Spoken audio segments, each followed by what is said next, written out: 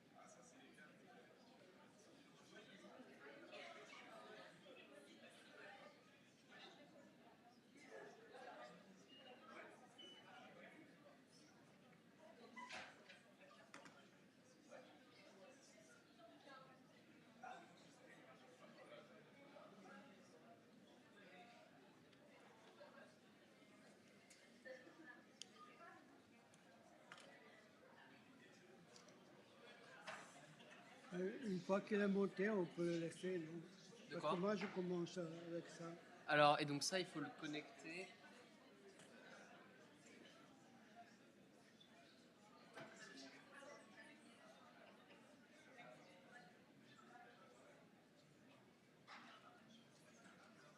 Donc là, il faut juste qu'on attende le technicien qui va nous dire comment mettre l'amènage.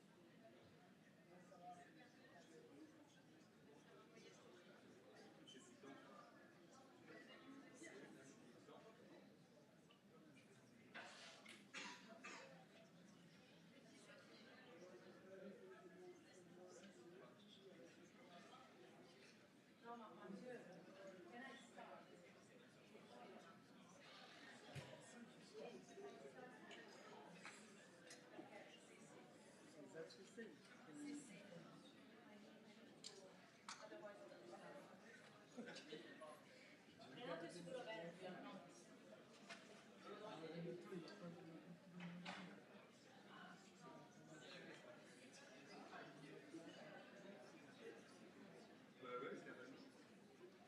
On a juste mis un fichier qui, voilà, je vais s'ouvrir.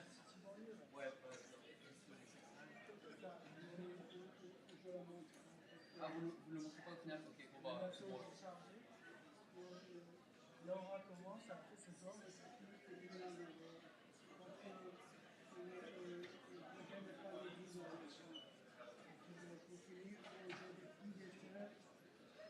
Là, moi, je t'ai téléchargé ton. Je suis en train de télécharger ton dossier.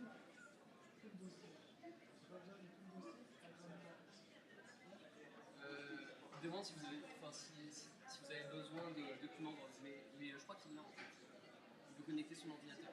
Ah, le lien était pour moi. Voilà, donc en fait, vous voulez juste connecter son ordi.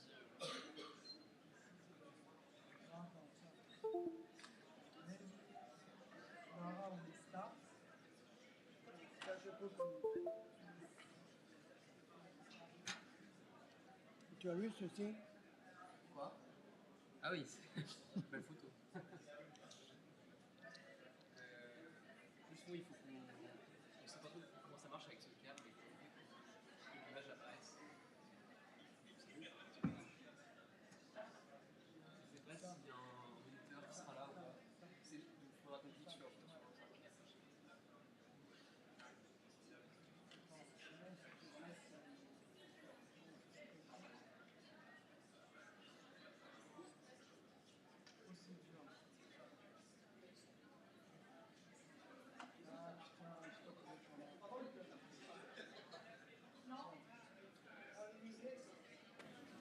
Attends, juste, je vais juste. CC.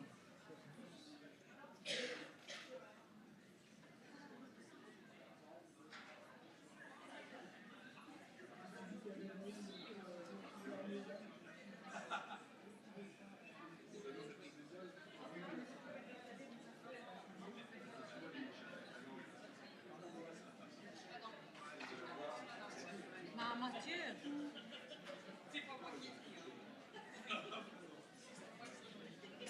Thank you.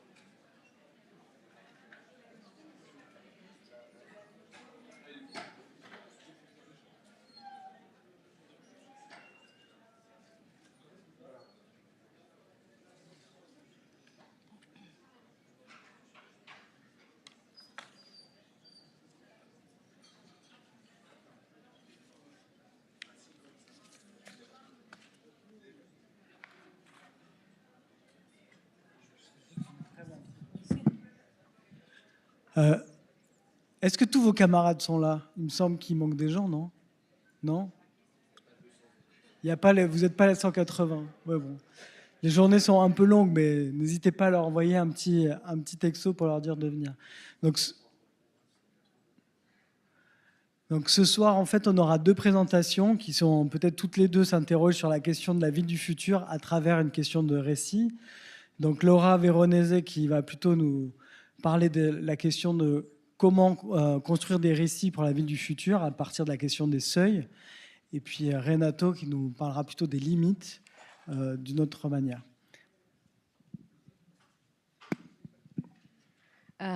Good evening, everybody. First of all, thank you for being here. Thank you for inviting me. But mostly, thank you for being here after such a long day. I'm going to try to keep it as short as possible. I'm going to have to speak English. My French is not appearing yet, so I hope it's fine for everybody. First of all, thresholds, narrative for the future of the city, the title. Thresholds is for me a word that is very much related to the topic of this workshop, which is transition, right? And transitioning into a new type of territory, into a new type of project, implies, of course, to rethink the logic between objects and not objects in the city. I love this image, which is probably everybody knows, is from the film Zabriskie Point from Michelangelo Antonioni. And it's very accurate for me to underline something that we sometimes forget to say is a very chaotic moment, right? So nobody knows exactly what it's going to look like, the city that we are trying to envision. I'm going to try to give a little introduction to understand in what cultural and physical playground we're working. This is a presentation about the work I do. I mostly do on my everyday life in the office, let's say. So we are in Berlin. I'm a co-founder of the office studio Futura based in Berlin.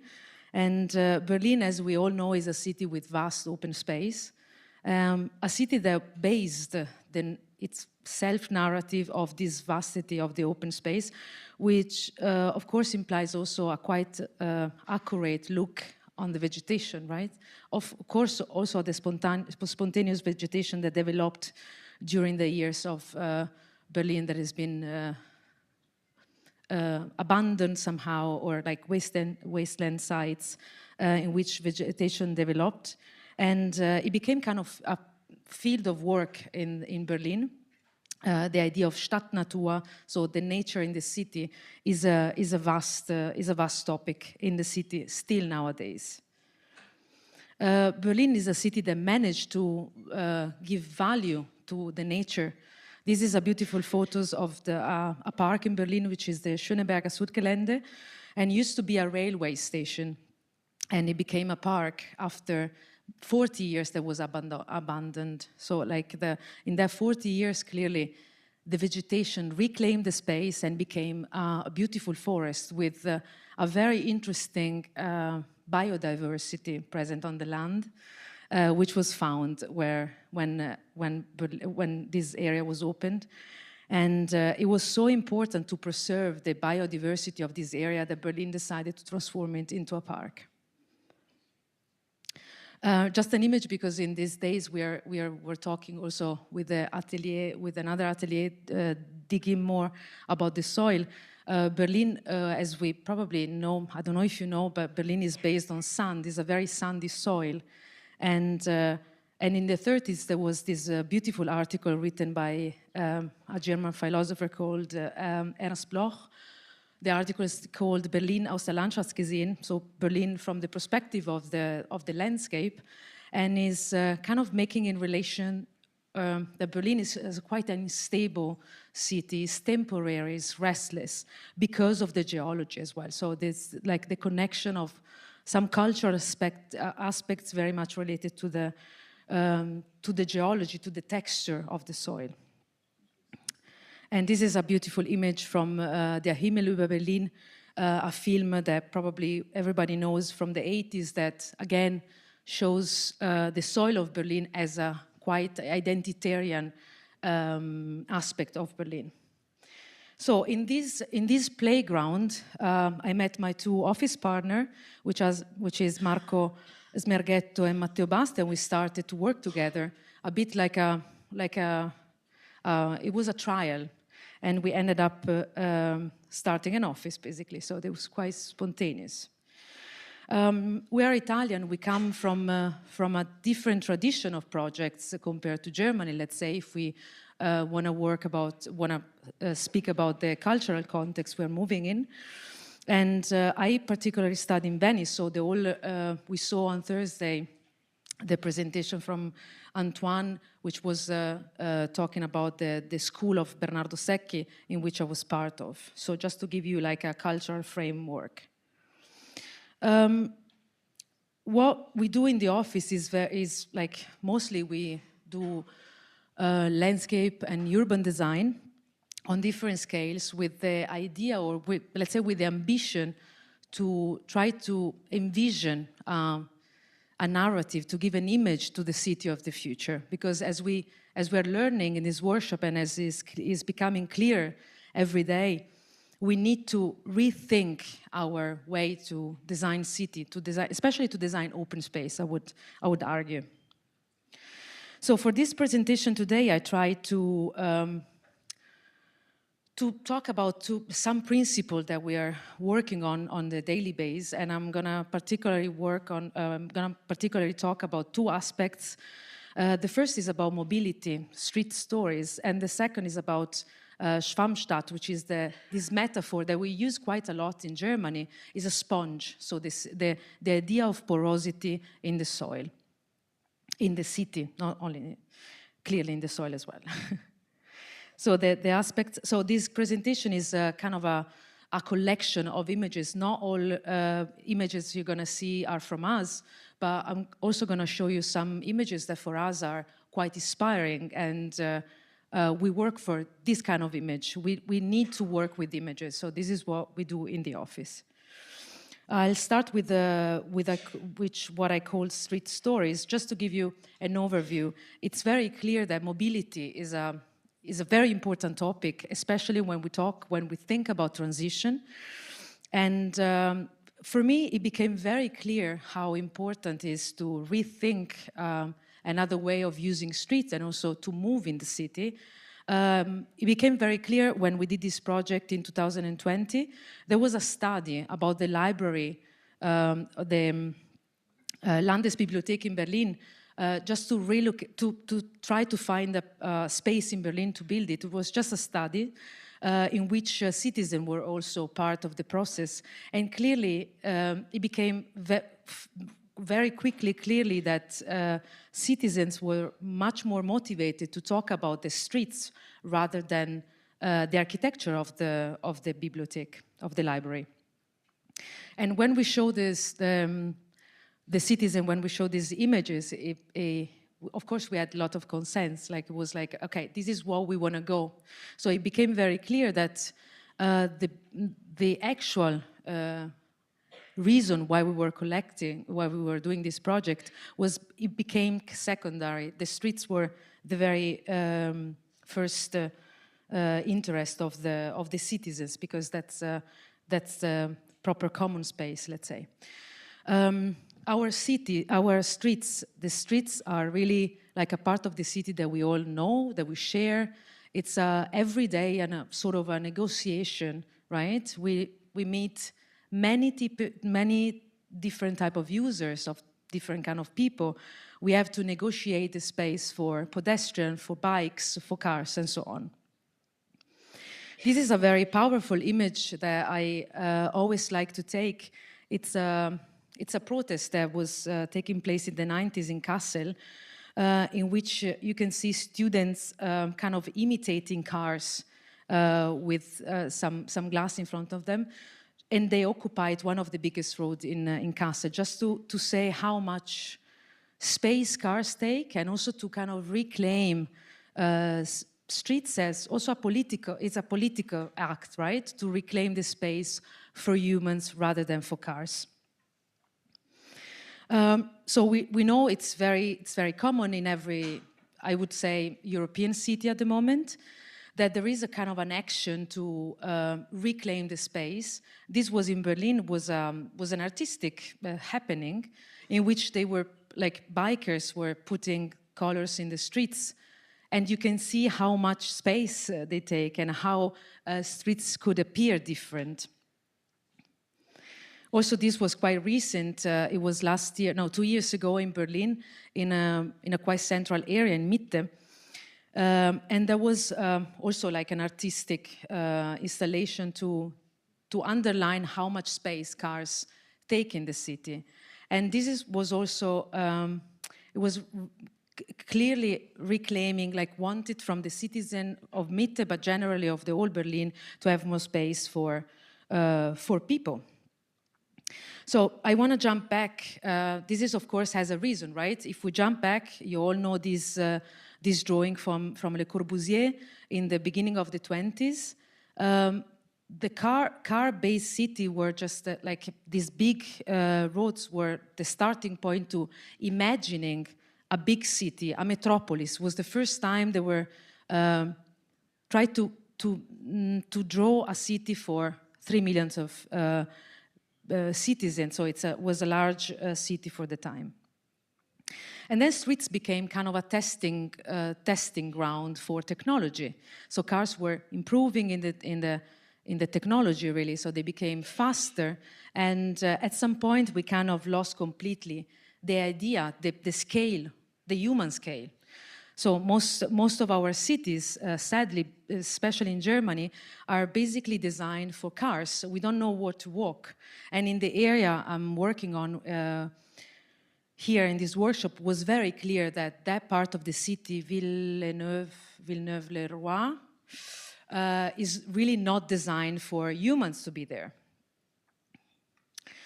How, we all know about that, but how we can't change this? How come that we can't really change anything? This is a commercial from Toyota, I think, and it says in German, a car is like a friend. So like this kind of emotional connection with cars is something that we have somehow. It's something that gives us a sort of a flexibility, or like is still showing a sort of a status symbol in the society somehow. So we're very much connected with the use of cars, especially if we think about like the lobbies of the auto industry, and of course, especially in Germany. So it's very clear that we need to rethink our city completely. And also, I think it's very nice, it's very interesting to see how artists try to underline the necessity for changing. I'm going to show you briefly a project that we did last year, for which we got the first prize. So we hope that at some point it's going to be translated into a master plan. There was the former industry of Königke, which is like a production of sausages in Germany, and in Bremen. So we are in Bremen, in the area that I tried to point out. So as you can see, it's a quite industrial area. You can see it from the texture of the city, I hope, from this image. And really our first interpretation, or like our first step into the design, was to try to envision a connection that would connect the old quarter with another, like from another perspective. We didn't think to remove cars completely, rather to change slowly the main connection in the quarter, connecting squares and other places that would be multi-coded so that they can take more uses. Also, when we checked in the maps, we found out that the bioclimatic situation of the area was absolutely catastrophic. It was completely sealed. So then we thought, okay, our intention is to unseal it as much as possible, and to try to design also some ecological function in this strip, let's say, right? So it's not only a street, but it's much more. So it can also have some ecological functions. So as I said, we didn't remove completely. That was like the first strategic plan, let's say, in which we understood where we want to keep some of the buildings already in the area, and how we want to design these strips that would be able to welcome cars sometimes, but only in specific area, but mostly being like a connection, a connector for the quarter. And this is the quarter we envision, in which like the big buildings are is a school. So it was also important to have quite diverse in the function of the building, but mostly we concentrate in the ground floor and try to have some quality open space in what you see as a pink strip, let's say. This is one of the visualization that we try, like maybe you can see here part of this, I don't know if you can see my mouse if I move. Do you see my mouse? Okay. So this part, so there was a big infrastructure, a big railway that is still functioning. So we thought we need to keep a sort of a distance, and the distance would be a quite active park. So the design of the park was an important step in the process. So we have one park taking like having the right distance from the new buildings, and then the strips for cars and everything else in the middle of the quarter. And this is a visualization of the parks, in which we call it Bunker Park, because there was a old bunker that we tried to integrate in our design. So also to try to keep what you already have there was a challenge that we faced, because as you can see maybe from this image, was very dense, but still it's already there. So we tried to reuse what it was possible to reuse. And this is a visualization of the pink strip that it became what we call the shared space, shared for different type of mobilities, but also different type of activities that would change during the day.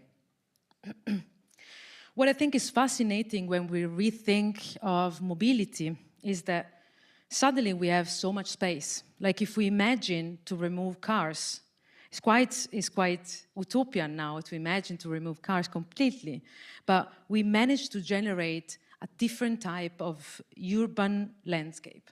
This photo, I love this photo, is from a project in Copenhagen, and it's quite central in the city, and still you have this amount of nature. So how, like, we can maybe rethink of what is possible to design in the city. It doesn't look like a urban space. Another project, another example in which we took really the rethinking of the mobility as a main, or like as a first step in the project, was a design for a new quarter, was a densification wanted for this part of the city in Zwenkau, which is a small city close to Leipzig, just to give you an orientation, in Saxony, just south there of Berlin. So this is the aerial photo of what is now. And so our first fascination was to, first of all, to create a square that is not a square in a common sense, but is maybe a green square. Why? Why can't be, like, why square can be green? So we tried to play with this idea. We didn't win. We just had like a special mention. So I don't know if it was the good decision, but we're still very happy with this project, with the result of it. But the first starting point was really to reduce as much as possible the car mobility in the quarter, to give much more space to every other activity that you can possibly think in a quarter. So that was the plan, in which you see like the pink area would be allowed to go with the car, but as you can see, especially the north-south connection, the strip for cars is really reduced to the absolute minimum that it was required, like the minimum that is required from like car mobility. And here you see what we try to argue, that it is a square, is a grüne Allmende. So Allmende has a meaning that is clearly not urban. It's quite country, like it's really another idea of. So we also use this word to play with an archetype that is not urban. And this is a visualization of what we would imagine. So now I want to arrive at the, like maybe the core part of this presentation, because in this workshop we're talking about envisioning a sponge city. And I thought it's really nice for me to see how you perceive a sponge city, because it's, we know so much about it technically. Like we have really lots of knowledges related to how we drain water, how we use water in the city. But what is missing is an image, is a narrative of what it could be, what it could look like. And it's also a metaphor that we play with a lot in Germany at the moment. So as I connect the idea of the sponge city with the mobility quite a lot, I don't think we can only speak about one thing. It's very much connected, it's very much interlinked. So mobility also is a very important aspect, because mobility is always happening, like hard mobility, car mobility, lorries and trucks and so on, they're taking place on a hard material, right? Which is sometimes allow this to happen. It's not that uncommon, as we know. And if we think how easy it would be to just break it, right? If it's too much water, we just break the soil, and at some point, everything would be okay. This is a project, I brought it extra, is a project that I love. I brought it extra because we're in Paris, and this project is in Paris. And you can see, for me, it's really beautiful, this idea. It's a very simple idea. You just break the soil, and at some point, the vegetation take over, like it happened in Jardin du Jour, I would say. I don't know if it's, I say this fine, but which is just at the outskirts of Paris. And it's just an image that makes me reflect a lot, because, as I said, we know a lot about how it works, actually, but we don't do it.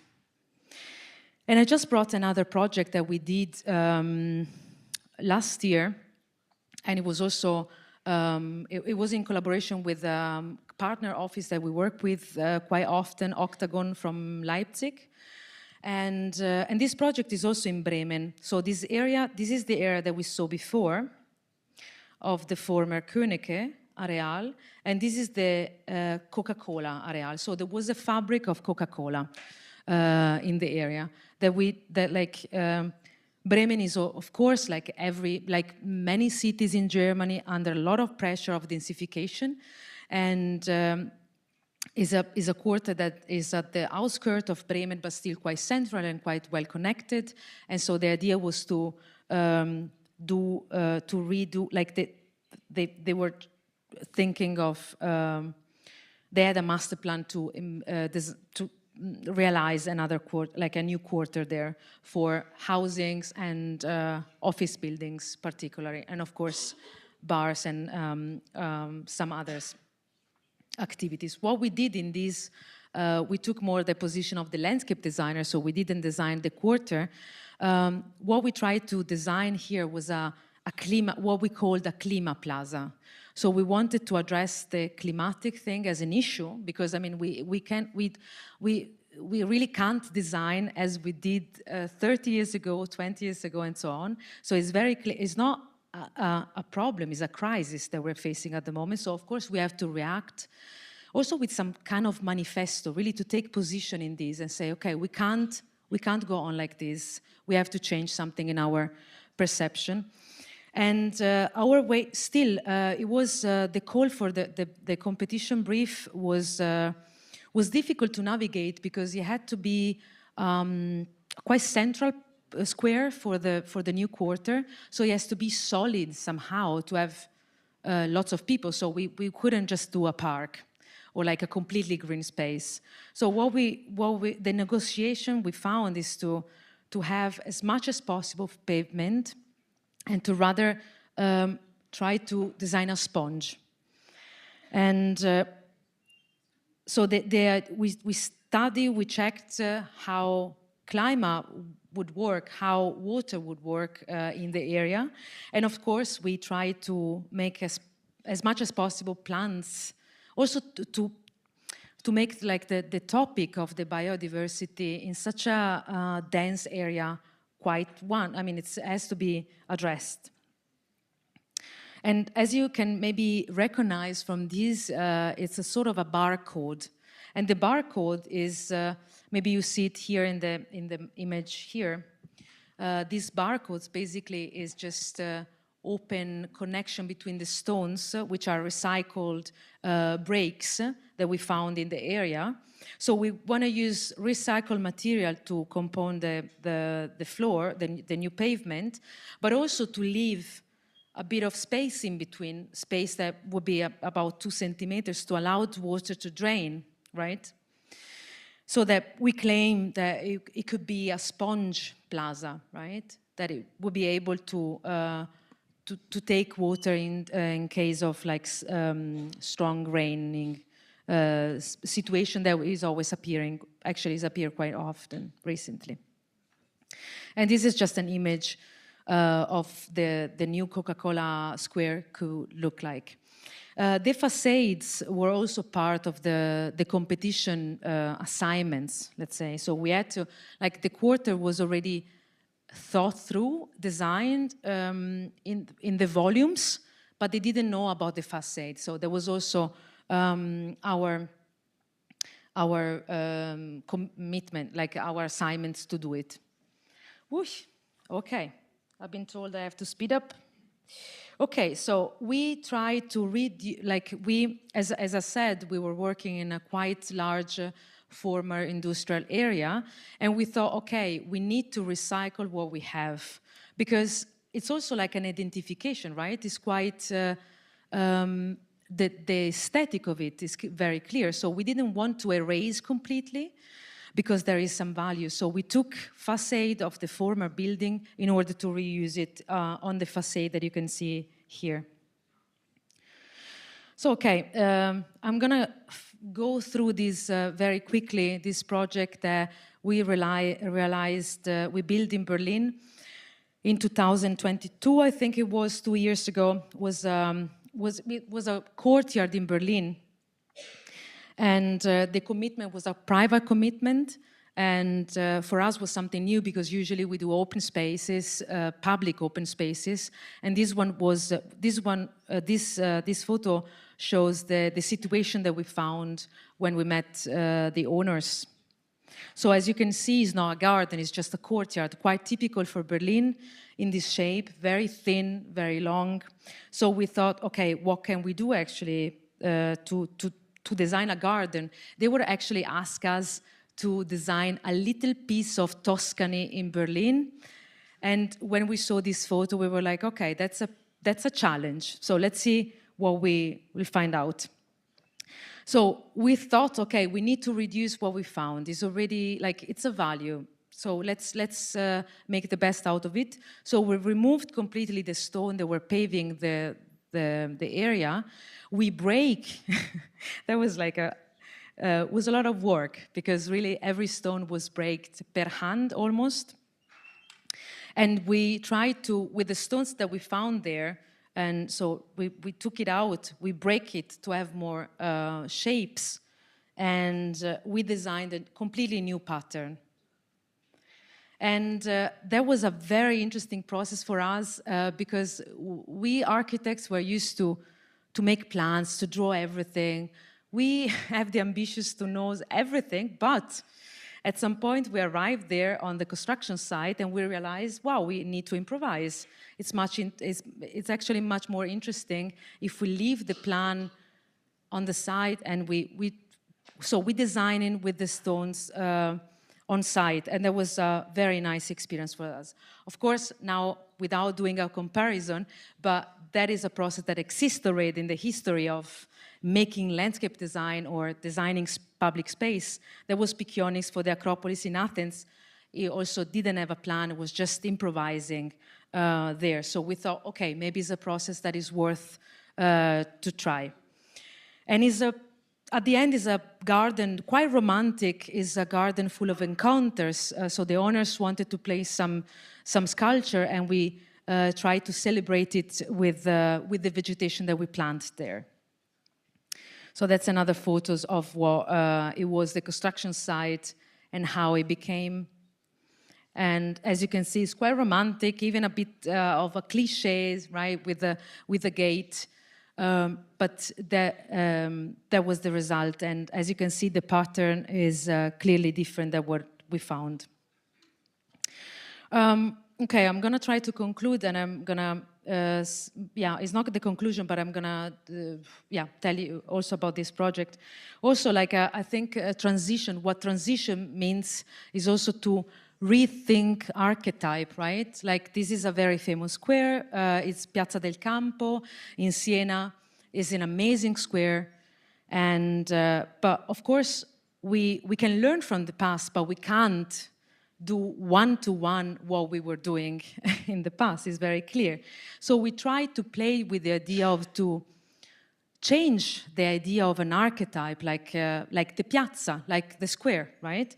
And in this project for the IBA 27th Quartier der Generation in Schondorf, we got the second prize, and I think it's very much related to the idea that actually the design of a square, the main square of the quarter, which is a green space. So we just said the main square is going to be a sponge square that is trying also a connection with the river just in front. So how we design, like also how we reclaim the water as an accessible and beautiful place to hang out.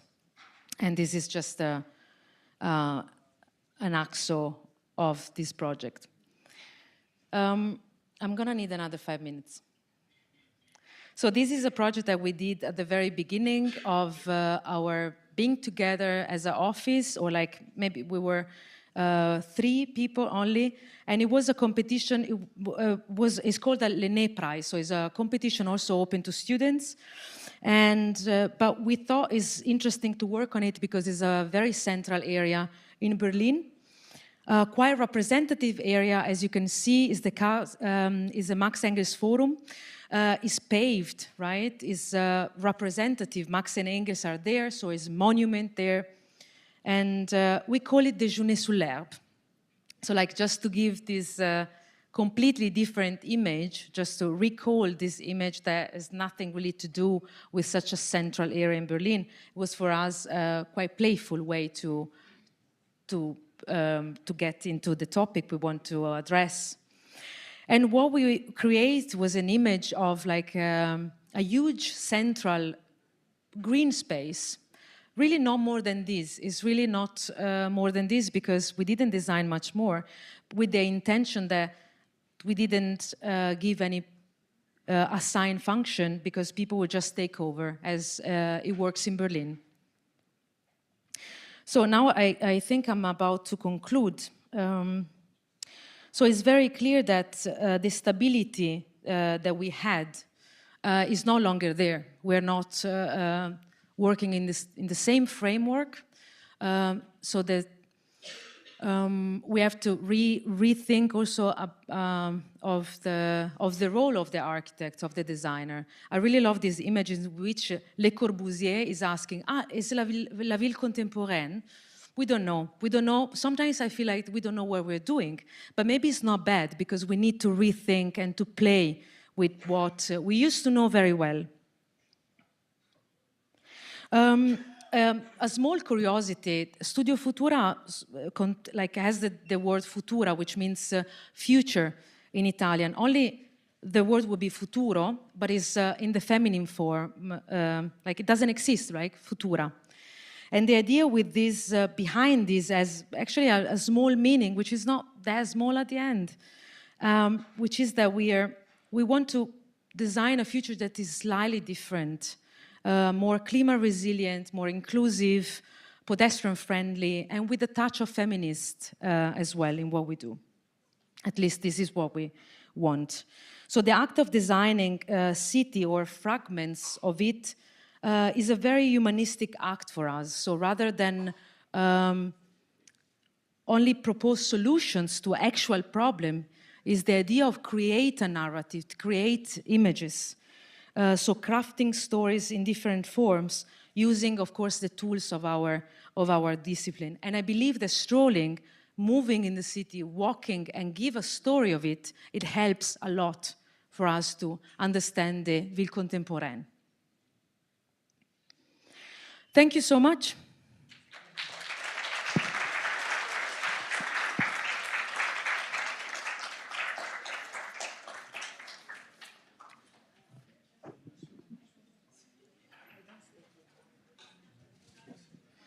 Merci Laura de cette présentation qui nous a permis de découvrir Brême et Berlin.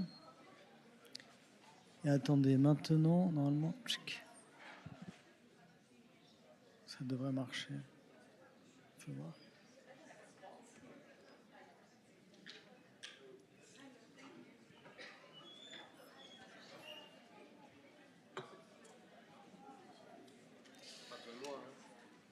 Alors, normalement, ça devrait fonctionner, ça.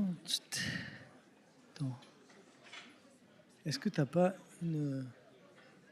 Ça, c'est quoi? Je sais pas, ça marche pas. Hein. C'est sur VGA. C'est VGA. C'est pas HDMI, c'est VGA. Non, y a pas. Et monsieur de la régie, là, si vous voulez bien venir nous aider. Donc, ah bah, il n'y a pas. USB, peut-être. USB, c'est peut-être, non? Ça marche pas. Tout à l'heure, ça apparaissait.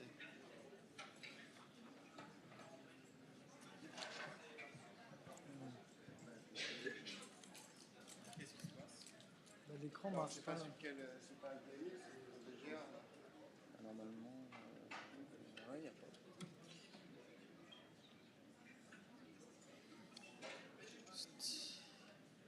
Vous avez une clé USB sur vous? Tiens. Voilà, on va mettre. On va le mettre sur la clé. Attends. Tu peux mettre ça sur ta clé? Tu peux mettre ça sur la clé? Hop. Peux-tu mettre tes documents sur la clé? Ton dossier, là. Parce que là, ça marche pas. Qu'est-ce qui marche pas avec USB? La clé USB.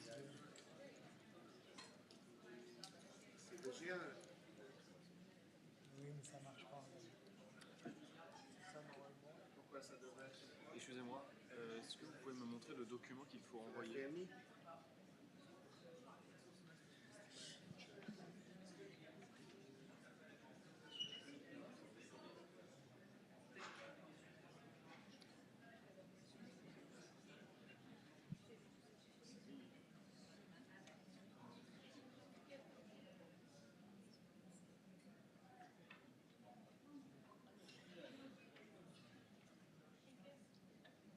Ça va mettre des plombs, là.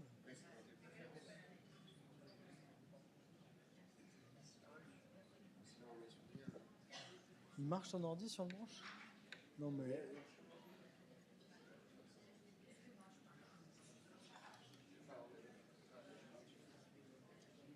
Ça fait?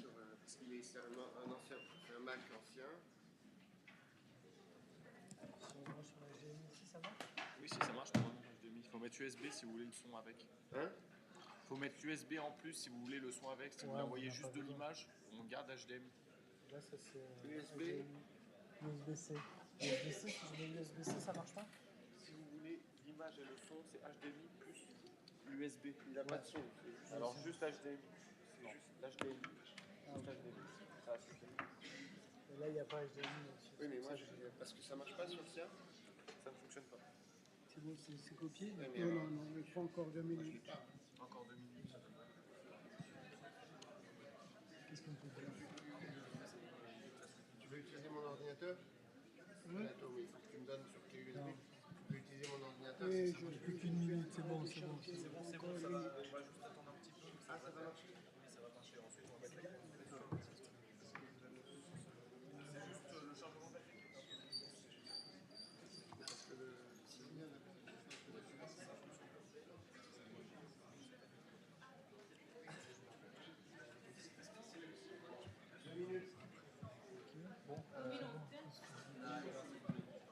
N'hésitez pas à me rappeler si un souci. Je retourne en régie.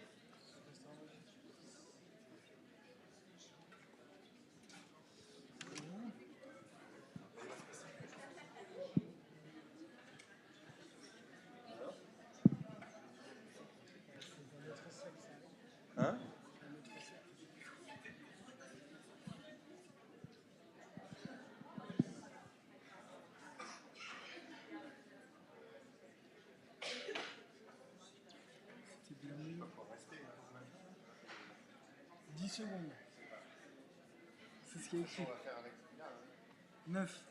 Et il avait tout préparé. Et ça marchait avec une légère. Tout à l'heure, ça a marché, ce truc. J'essaie de rester quand même dans le dernier garage. On aurait déjà peut-être parti, mais C'est chiant, là. J'ai engueulé les gens d'Alto, j'ai dit le chat est là. Ça va? Ouais, mais ce qui est dommage, c'est que tout à l'heure, on lui a demandé des trucs. Ah oui, il avait tout préparé. On a fait venir le technicien pour que justement ça marche avec son ordi. C'est bon? C'est bon.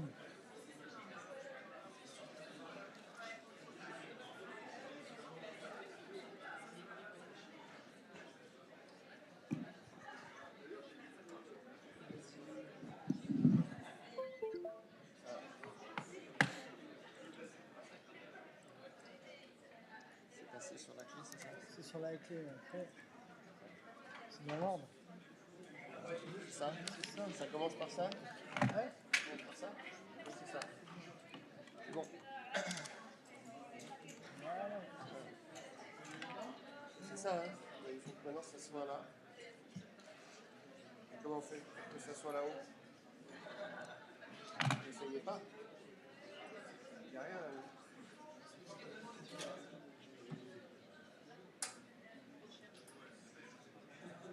Voilà, c'est bon.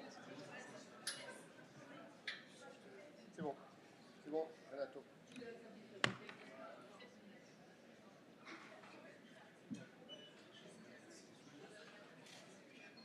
Si tu veux changer d'image, là, c'est Avec les flèches, non? avec les flèches, ok? Avec les flèches de... Je sais pas si... Ces flèches-là, non? Si, ça doit marcher. Ça doit marcher. Oui, ça marche. Ça marche. Bon, merci là aux courageux d'être restés. Enfin, Renato va faire un autre... ça va être un autre récit. Mais je cède la parole. Renato Maginetti de Paris-Val. Bonsoir. Alors, j'ai eu la chance de construire très peu et je vous montre quelques images. Ça, c'est ma première maison.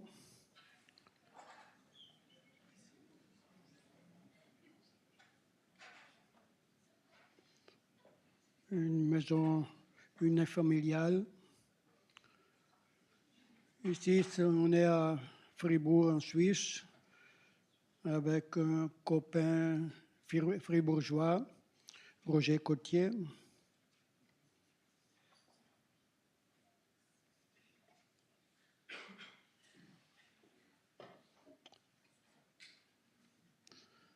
Ça, c'est les bureaux et une usine où il travaillait la pierre, Castione, près de Bellinzona, au Tessin.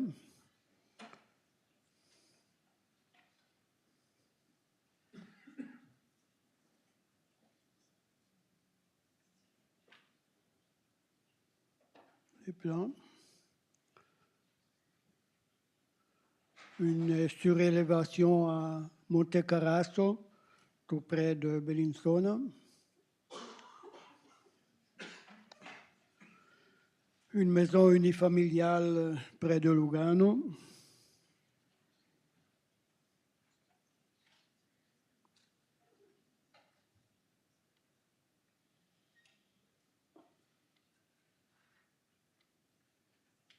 Bon.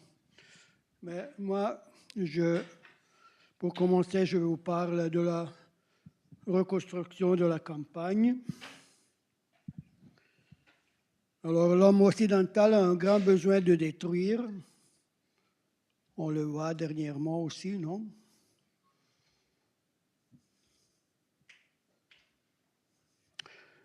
Utilisons cette grande capacité pour reconstruire la campagne. On ne sait pas ce qu'il faut entendre par campagne, si ce n'est le complément de la ville. Malheureusement, même le concept de ville a perdu son sens. Pour moi, en simplifiant et en réinterprétant l'histoire, la ville est un lieu d'échange. Avant les éléments pour reconstruire la campagne, non? Il est devenu petit, il s'est réduit l'image. Je ne sais pas pourquoi. Bon, la campagne. Alors, la ville, elle naît, elle se définit lorsque... Non, pardon. Alors pour moi, en simplifiant et en réinterprétant l'histoire, la ville est un lieu d'échange, donc le marché. Elle naît et se définit lorsque les personnes qui la fréquentent et y vivent prennent conscience d'un fait fondamental. L'eau propre se salit du fait de la présence de nombreuses personnes. Le type de ville dépend de la façon dont on décide de résoudre cette donnée, de la façon dont on décide de pisser et de chier à cet endroit précis, compris dans un sens civique et, par conséquent, aussi dans un sens formel.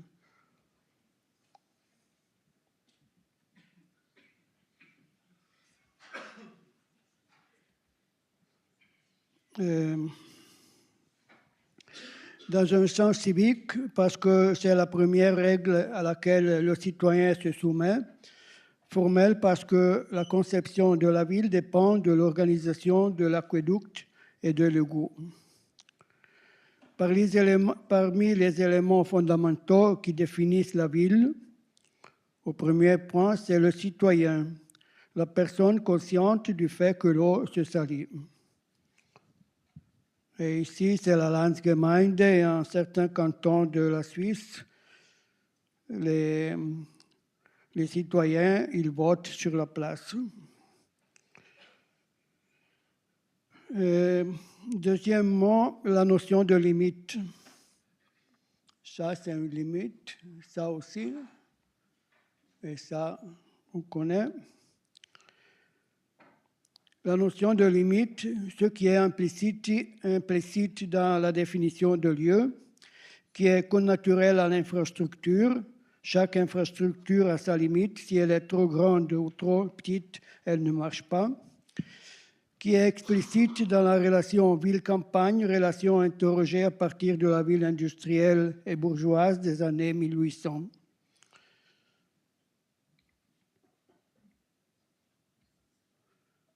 Cette image, j'aime beaucoup cette image parce que on pense à des rites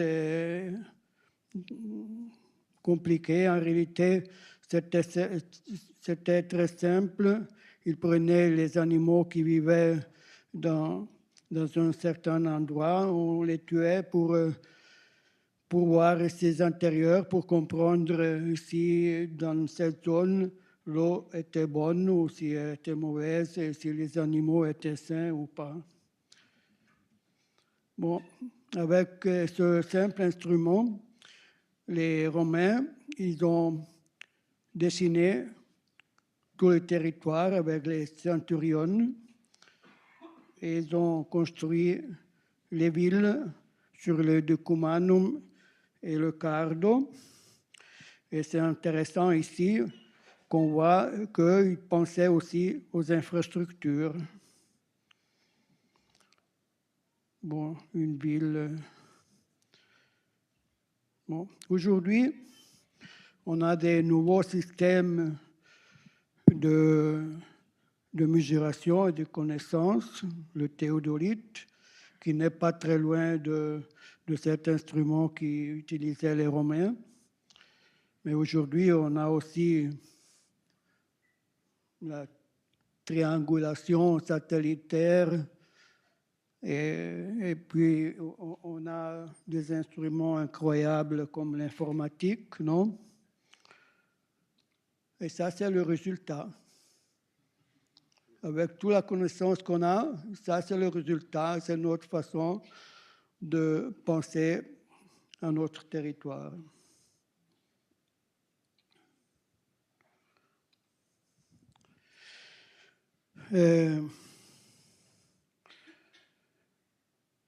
Au point 4, les enfants. Ce seraient eux qui construiraient le tissu social. Les adultes recherchent des relations basées sur des intérêts personnels, directs, particuliers, sectaires. Les enfants, non. Les enfants ne font pas de différence sociale ou de classe et en jouant dans les cours, dans les rues et sur les places, ils relieraient les relations entre différentes familles et construiraient le tissu social. Un rôle civique qui ne leur est plus possible parce qu'ils ne peuvent plus jouer dans les rues et les places. La campagne est le complément de cette ville rêvée, perdue, rejetée. Il faut réinterpréter, réinventer, reconstruire la campagne pour redécouvrir la ville. Une nouvelle ville qui sera à nouveau le résultat d'une reconstruction et d'un chevauchement continu en fonction d'une conscience civique retrouvée. Encore un peu d'enfants qui jouent. Bon. Et ça, moi, je la définis périphérie cancérigène.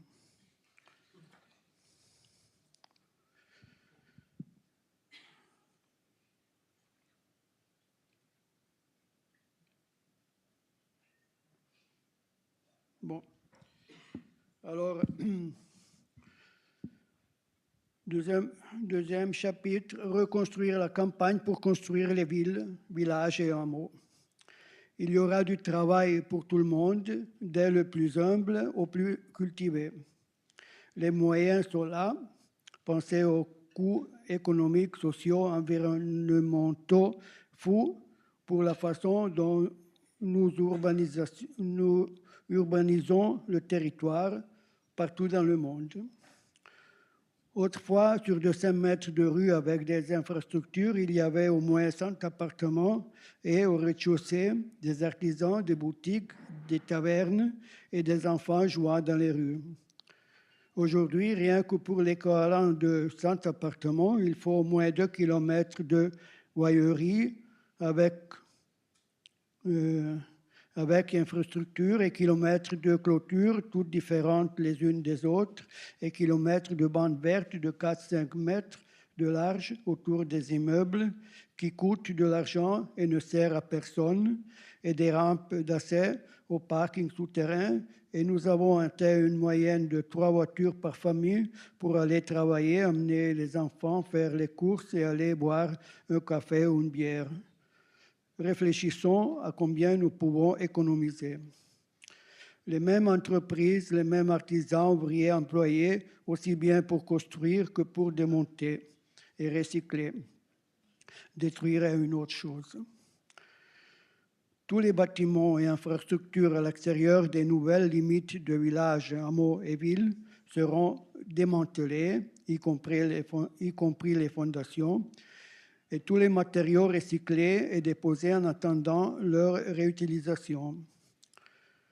Les travaux et études tendant vers une utilisation parcimonieuse seront privilégiés. À l'évidence, le mythe de la propriété privée représente un tabou qui mine ces perspectives, surtout parce qu'on ne veut pas considérer les coûts stratosphériques de ce type d'urbanisation, de ce système consumériste. La gestion actuelle des terres fait partie des causes de catastrophes environnementales, climatiques, économiques et sociales. Alors, jusqu'en 1900, la population vivait concentrée dans les villages, les hameaux et les villes. Le reste du territoire a été préservé comme source de subsistance et de biodiversité. Avec les progrès de l'artillerie militaire, début des années 1500, le château perd sa fonction défensive et le seigneur féodal se réfugie dans la villa dans un grand parc. Andrea Palladio, architecte 1508-1580, réinterprétant la villa romaine, proposa la villa palladienne qui rencontra un énorme succès et se répandit dans le monde entier. Alors, ici, on voit l'artillerie militaire 1500. Ici, la villa romaine, Villa Adriana. Et puis, Palladio, que vous devrez connaître, en Italie. Et puis, dans tout le monde, parce que ça, c'est en Allemagne. Ça aussi. Ça, c'est en Amérique. Jefferson, le même, qui a construit le Capitole. C'est tous les bâtiments palladiens.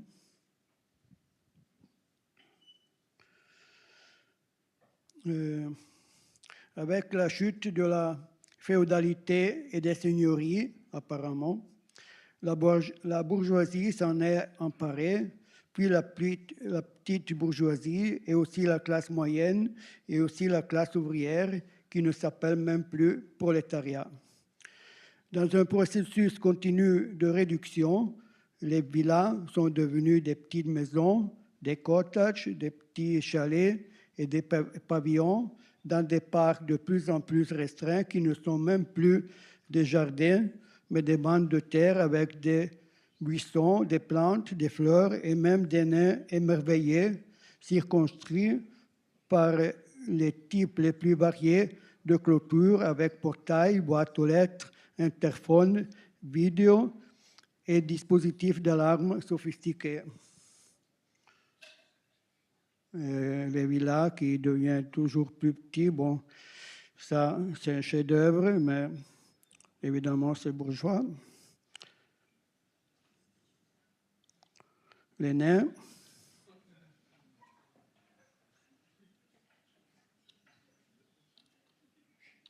Je ne sais pas pourquoi ils restent plus petits, non.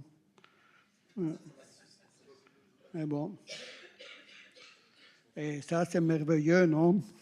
C'est le désir de tout vous, non? Ça, une belle maison avec plein de... Bon.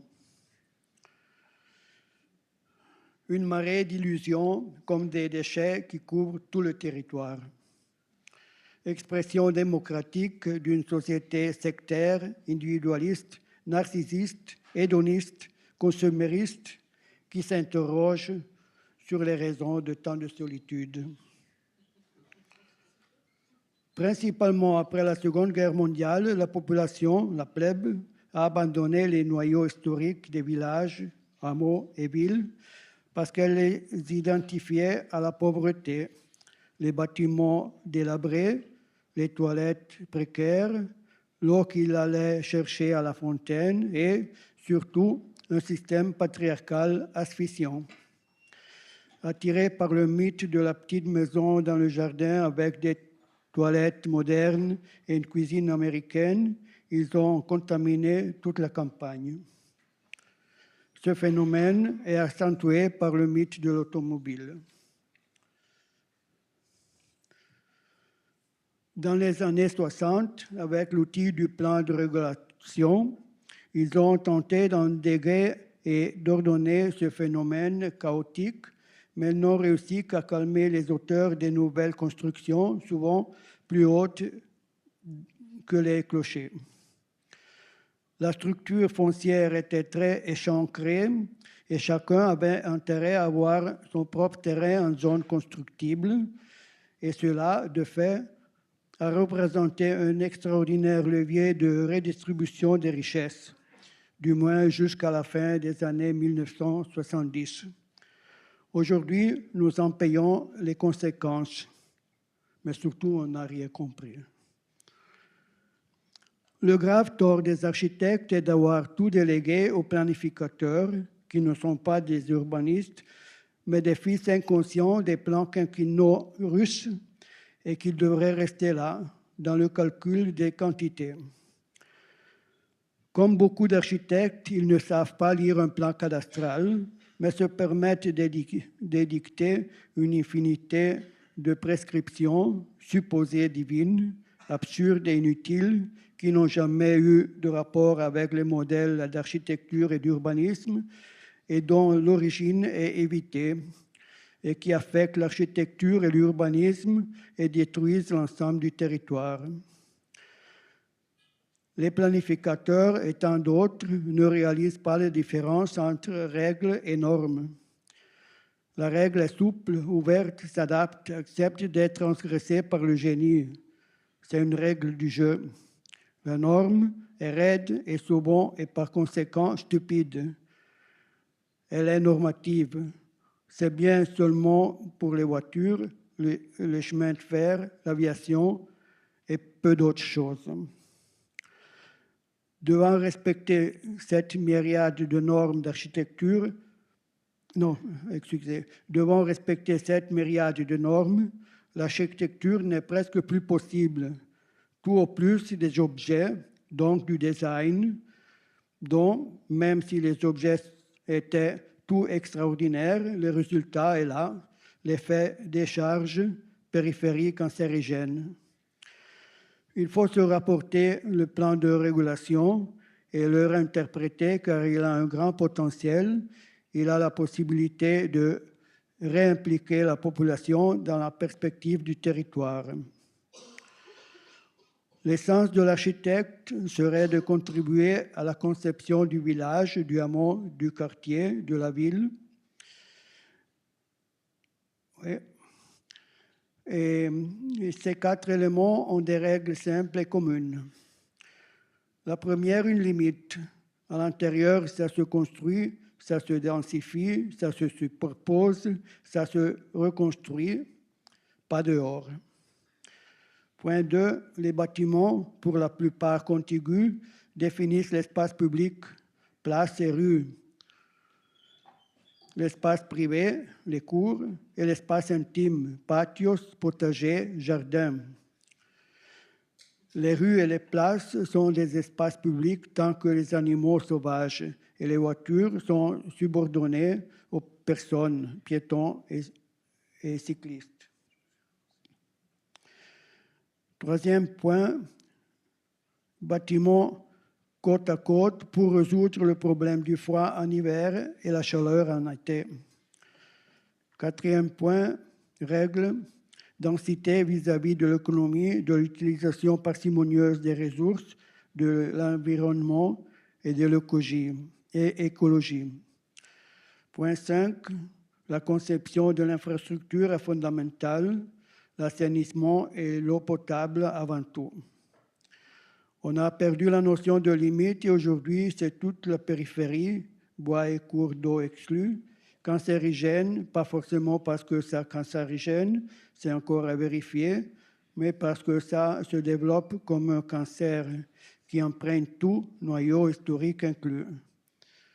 À travers le plan de régulation, il s'agit de définir les nouvelles limites des noyaux, des villages, des hameaux, des quartiers, des villes, et de définir les règles de densification centripète. Il faut reconstruire la campagne pour construire des villes. On a encore du temps?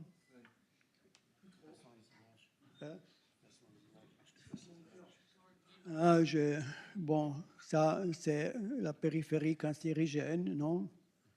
Vous imaginez de travailler dans ce territoire? Moi, non, je suis content de ne pas construire là-dedans. Bon. Pour Paris. Alors, une intuition vieille de 45 ans. En 1978, je suis venu à Paris pour la première fois pour voir le centre Pompidou, Beaubourg.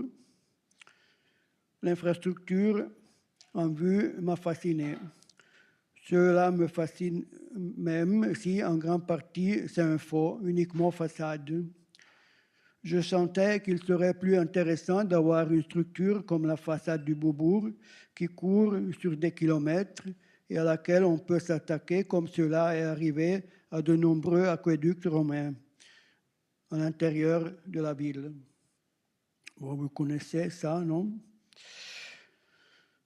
Les aqueducs.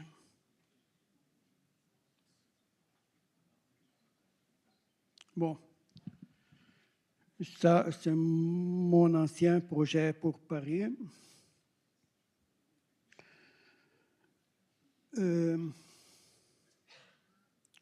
Alors, à Paris, au niveau de l'urbanisme, parmi tant de complexité et de contradictions, il y a un problème majeur. Le périphérique représente une limite qui est pire qu'un mur qui entourait les villes historiques et est pire que le mur de Berlin qui, au moins, affirmait le silence. À cause du périphérique, la ville de Paris ne peut pas grandir. En dehors, la banlieue, à l'intérieur, la ville qui a le cancer parce que toute l'économie veut y installer ses sièges sociaux et, ce faisant, la population est jetée dehors. Les immeubles d'habitation sont détruits pour les remplacer par des bâtiments anonymes et la ville meurt. Il faut une invention pour contourner le périphérique et transformer des quartiers de la banlieue en ville. L'intuition, avant c'était 3 carrés, maintenant ils sont 5, d'environ 8 km. C'est en principe la structure de la façade du Beaubourg qui court avec la même hauteur. Alors, un premier carré au centre,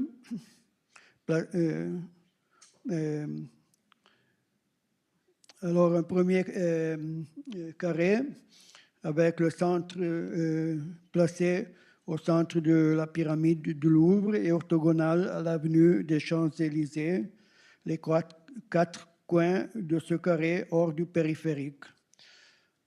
En réalité, ce dessin ici, c'est un projet ancien. Quand j'avais placé le carré central avec la diagonale nord-sud qui passait sur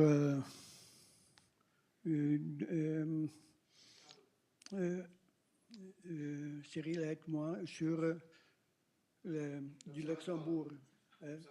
Sur l'observatoire du Beaubourg et de conséquence au milieu du carré du Palais Royal. Tandis que la diagonale est-ouest était tangente au périphérique, à la Seine, non? Et avec les quatre angles du carré central hors du périphérique, donc j'avais un carré sur le côté sud-est et un carré sur la ligne nord-ouest. Après, j'ai reçu le plan de toute la périphérie digitalisée et j'ai compris qu'il en fallait 5 de carrés. Maintenant, ils sont tournés, par rapport à ce dessin-là, ils sont tournés de façon d'être orthogonal aux Champs-Élysées et donc orthogonal au Cardo et au Decumanum. Malheureusement, ici, pour qui est intéressé, j'ai un plan, la copie d'un plan, parce qu'en réalité, sur l'écran, on ne comprend pas, on ne voit pas le dessin. Non?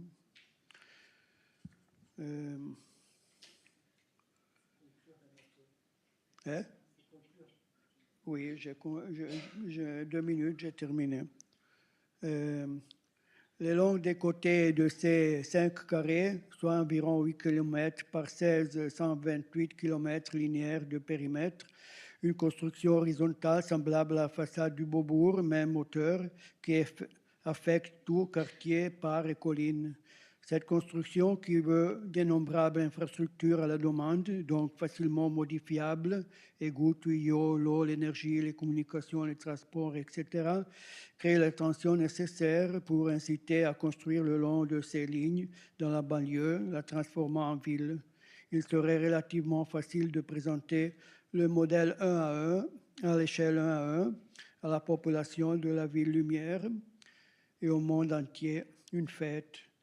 Il y aurait du plaisir. Merci.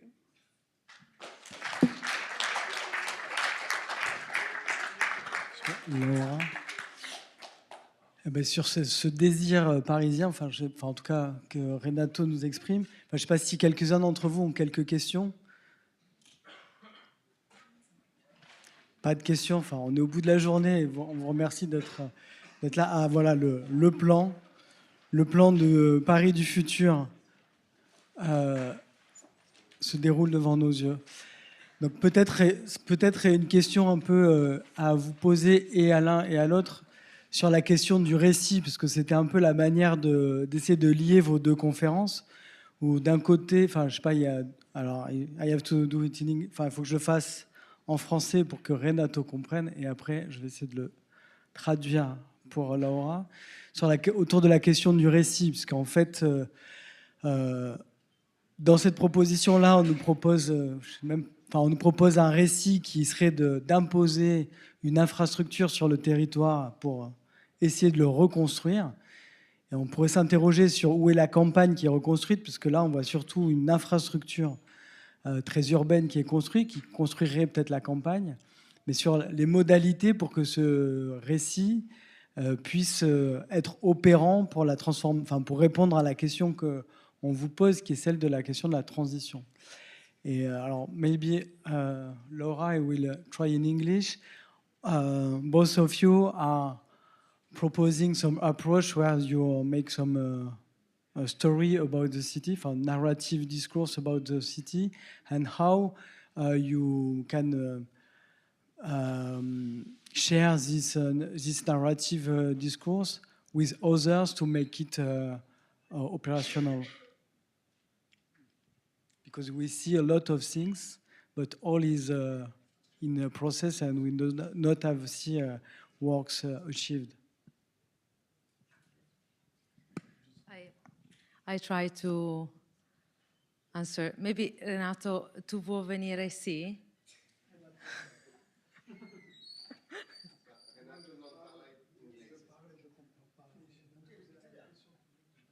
Ok, parliamo italiano io e te. I am going to have to switch to Italian at some point.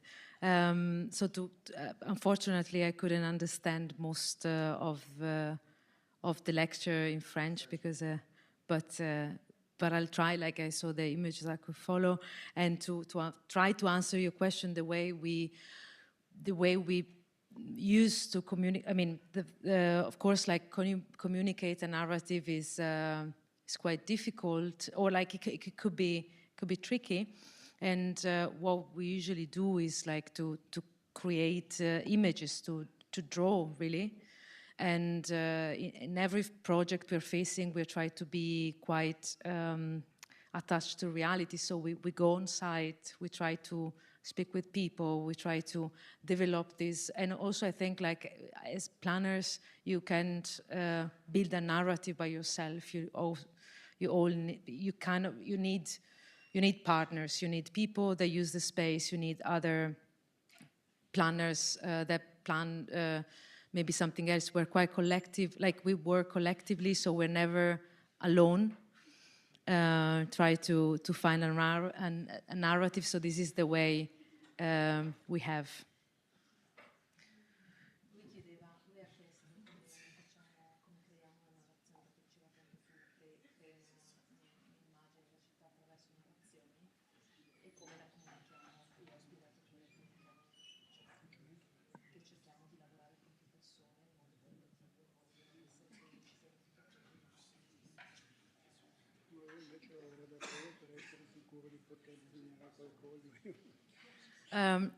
I feel like I need to translate this because Renato I told Renato how we usually try to communicate, and I said that we work quite collectively, and he said, no, I have to make sure to work alone so that I know exactly what I'm going to draw as a single person. But maybe...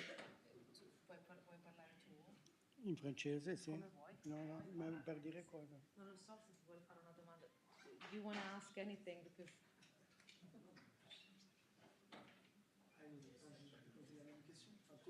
Comment faire pour que ce discours sur la ville puisse être, que les gens s'en emparent? Bon, ça, c'est pas notre problème. Moi, je pense qu'il faut simplement chercher de proposer la chose qui t'est plus proche, non, selon ta vérité, non.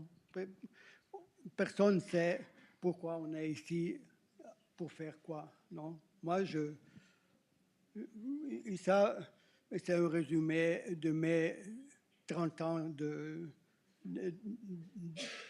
recherche, et puis je sais très bien que je suis utopique. Quand les gens me disent que je suis utopique, je dis non, je ne suis pas utopique. Parce que utopie, du grec non, et topos, lieu, c'est le non-lieu, c'est exactement ce qu'on a construit dans tout le monde. Et moi, je suis topique, non, parce que ça m'intéresse le lieu. Puis, ça m'intéresse moi, je cherche de le définir le plus précis possible, et puis je ne sais pas qu'est-ce que ça va servir. Mais pour moi, c'est important de chercher d'être le plus rationnel possible sur ce que... Puis je suis conscient que le mythe de la propriété privée casse tout. Je suis aussi conscient que le système consumériste dans lequel nous vivons, c'est le produit d'un certain capitalisme. Ça ne m'intéresse pas de parler du capitalisme, ça m'intéresse de parler du système consumériste qui se base sur la solitude des riches, des diversement riches et des pauvres. Et quand tu es dans la solitude, tu achètes et tu acceptes n'importe quelle connerie, non? Connerie. Je sais pas, enfin là, il est bientôt 8 heures, mais peut-être un ou deux étudiants ont encore une question, ou peut-être vous avez juste envie de rentrer chez vous. Enfin, il y a Cyril qui a une petite question, et puis après on va conclure. Oui. Non, moi, je voulais... Enfin, c'est pas vraiment une question, c'était servir peut-être d'intermédiaire pour relier, c'est-à-dire simplement rappeler, puisqu'il y a une différence de génération, que Renato a eu la chance d'être l'élève de Luigi Snozzi, la seule année où Livio Vacchini a enseigné à Zurich, et de Aldo Rossi. Et on retrouve ces triples enseignements dans son travail, c'est-à-dire ce qu'un ancien assistant d'Aldo Rossi a nommé la forme forte. C'était Martin Steinmann. Donc, tu ne l'as pas revendiqué, mais moi, je vois très fortement cette question qui est la ville analogue d'Aldo Rossi, la forme forte telle que Martin Steinmann l'a théorisée, c'est-à-dire la forme forte du carré. Il n'y en a pas 36, qui est capable, depuis les Romains, comme tu le dis, depuis les Grecs, depuis Hippodamos, d'organiser surtout les villes coloniales. C'est ça le problème. Les villes existantes n'ont jamais respecté la grille. Donc c'est là où il y a justement cette question que tu poses, qui est très intéressante.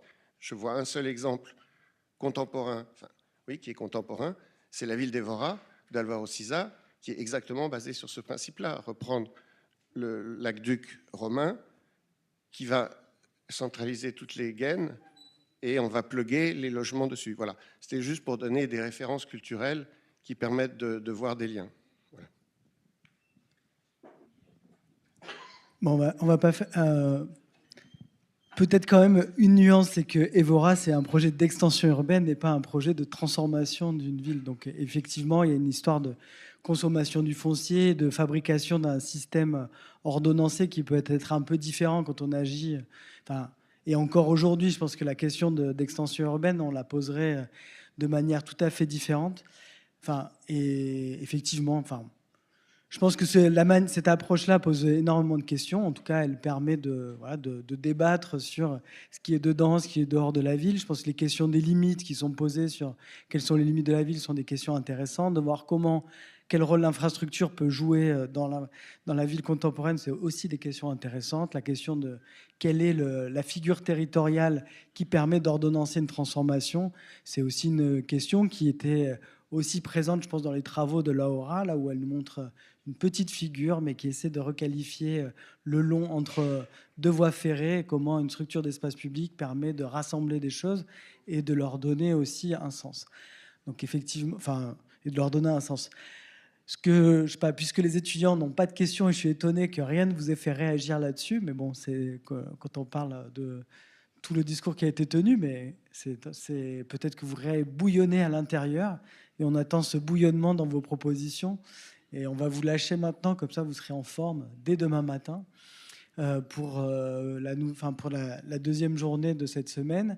Et demain soir, il y aura 2 autres conférences de Nouria Salvado et Oscar Buzon et Lucille Hadot qui présenteront leurs travaux, enfin en tout cas la question d'habiter et la question des scapes de l'énergie et aussi de confort et des rapports énergétiques au confort qui sera présenté par Rome 404. En tout cas, merci, à demain, soyez en forme et puis, je sais pas, forme forte quoi, en forme forte.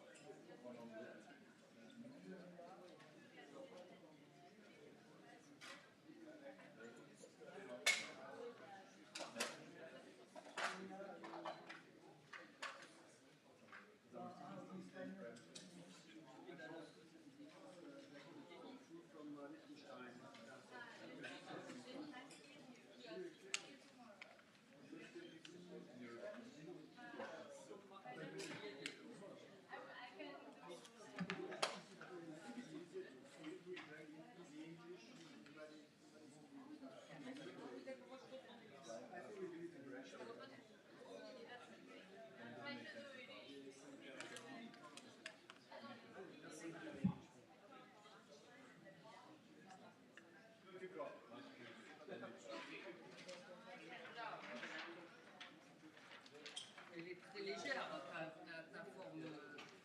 J'ai la chance qu'elle passe très bien. Où tu as envie qu'elle passe. D'accord.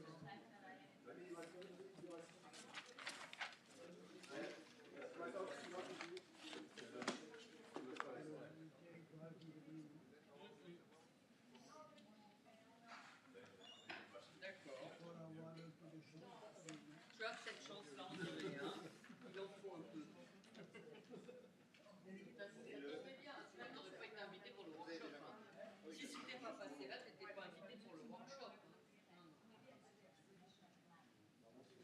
Ok, ouais.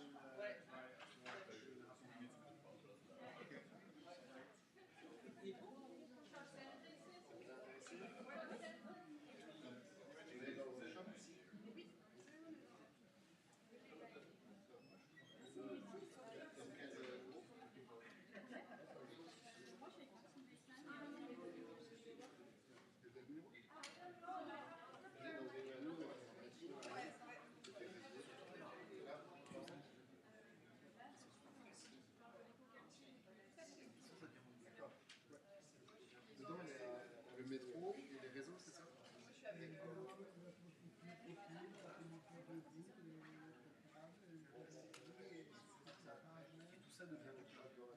Tout ça, ça devient du plein. Entièrement bâti. D'accord. Vraiment comme Beaubourg avec les réseaux. Et sur toute la largeur. Non, non, sur l'épaisseur de la ligne. D'accord. Ah oui. Genre 15, ça fait combien de large 15 mètres?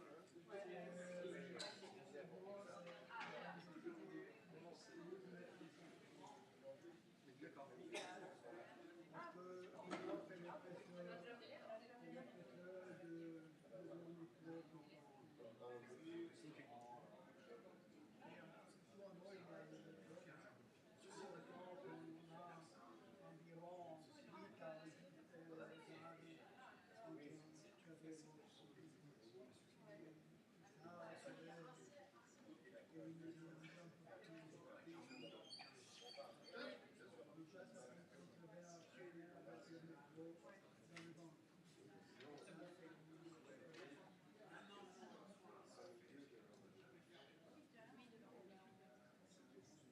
comment vous pouvez justifier le fait d'enlever quand même des bâtiments assez historiques, des lieux emblématiques de Paris?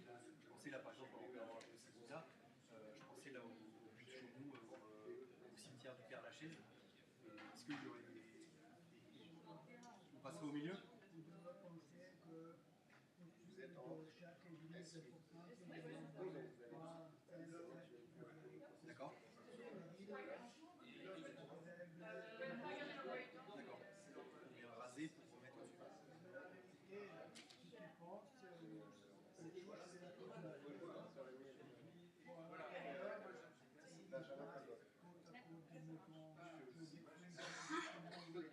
D'accord. Tandis que quand je suis en périphérie, là, Là, on tire plus droit. Ok. par exemple, ici au centre, vous voyez, c'est dommage il y a que Photoshop, des villes, des hameaux. Donc là, on fera une nouvelle limite à ces villages, à ces hameaux, et on densifie à l'intérieur, et le reste devient campagne, c'est la culture, c'est le bois, c'est D'accord. des choses comme ça. Et en termes de population, vous avez fait les calculs pour savoir si... On arrive à densifier. Parce que si on enlève, je comprends bien le principe de venir enlever du coup ce qu'il y a dans les périphéries, de garder le centre-bourg et de redensifier le centre-bourg. Et malgré la hausse démographique, etc., il y aurait... La question que tu poses est très juste. Hein. Mais je pense que ce qui est intéressant dans ce que dit Renato, c'est de dire que ça, c'est Paris. Mais après, Ivry, on l'a vu, Ivry, c'est une ville. D'accord. Chacune de ces villes a son noyau, bien sûr, parce que ça fait partie de la question. Et donc, ils ont leur noyau qui doivent se densifier. D'accord. En fait, on juste redensifie. C'est ce qui est dans les banlieues, lotissements, c'est ça qu'il faut enlever. D'accord, ok. On garde le noyau, on le redensifie. Voilà. Et évidemment, ça pose des problèmes parce que, évidemment... Ivry a la chance que ça va devenir la nouvelle partie de la nouvelle ville.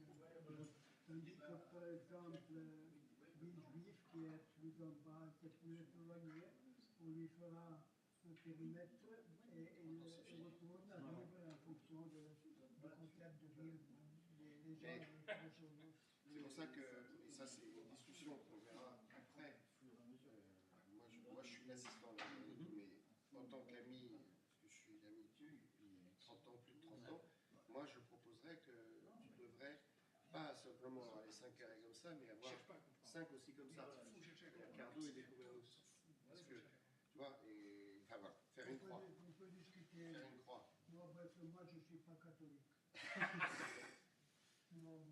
Je Et rappelle que tous les fêtes que les catholiques et les chrétiens célèbrent sont tous des fêtes qu'ils ont volées aux Celtes. Oui. Non, mais je veux dire, c'est juste dire que tu vois, Saint-Denis là, font autant partie de. L'implantation, je n'ai pas super bien suivi. L'implantation, elle s'est générée comment sur cet axe-là Elle est partie. Alors, c'est pour ça que c'est dommage que ça ne soit pas assorti. C'est qu'au début, il a montré qu'il avait pris un carré dont les deux diagonales étaient nord-sud, est-ouest. D'accord. Et elle passait par le tangent ici à la Seine, et ça passait par l'observatoire. Et puis ensuite, il a basé ça sur le Decumanus et le Cardo. Qui ne sont pas strictement nord-sud. Qui sont pas strictement nord-sud, qui sont donc le Champs-Élysées, rue de Rivoli, le grand axe de le nôtre, qui fait le Decumanus, et le Cardo, c'est la double rue Saint-Martin, rue Saint-Denis. Le centre du carré, pour lui, c'est sur la pointe de la pyramide. Okay. Mais qui ne va pas, le Cardo, qui ne va pas à la basilique Saint-Denis.